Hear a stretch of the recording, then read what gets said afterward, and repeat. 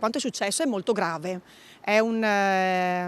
sono dei fatti, sono degli illeciti che assolutamente non devono più ripetersi, anche perché il tutto va a discapito dell'intera cittadinanza. Non bastavano i pali dei velox tagliati, i parchimetri vandalizzati, i dossi stradali svitati, ora anche i cartelli stradali abbattuti come forma di protesta per l'imposizione del limite dei 30 km all'ora come fosse una punizione invece che una misura presa per tutelare utenti della strada e residenti.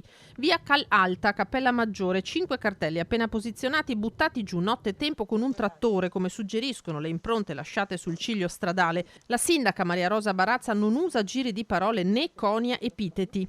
Ma sono semplicemente dei delinquenti, questo è l'unico nome che gli si può attribuire. Per chi boicotta le misure di contenimento della velocità, ci sono molti cittadini che chiedono al comune di fare qualcosa perché le auto sfrecciano anche nelle strade più anguste.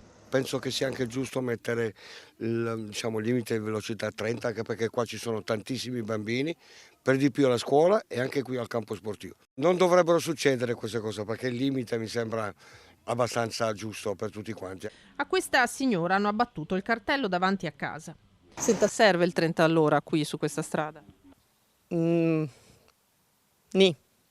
Comunque noi che abitiamo qua andiamo piano, poi ovviamente c'è sempre qualcuno che passa a velocità un po' più elevate, però secondo me serve più magari in centro. Dove proprio un anno fa, di fronte al municipio, un pedone venne investito e ucciso. Non tutti sono quindi d'accordo con l'estensione dei 30 all'ora ad alcune zone periferiche, ma il comune tira dritto. Se un residente vede il cartello di 30 all'ora, perlomeno pone l'attenzione sul cartello e quindi magari diminuisce la velocità, però nessuno vuol fare cassa. L'episodio di via Calalta è stato denunciato ai carabinieri che ora cercheranno di risalire al responsabile. E sarebbe opportuno che si presentasse spontaneamente? Sì, io direi di sì.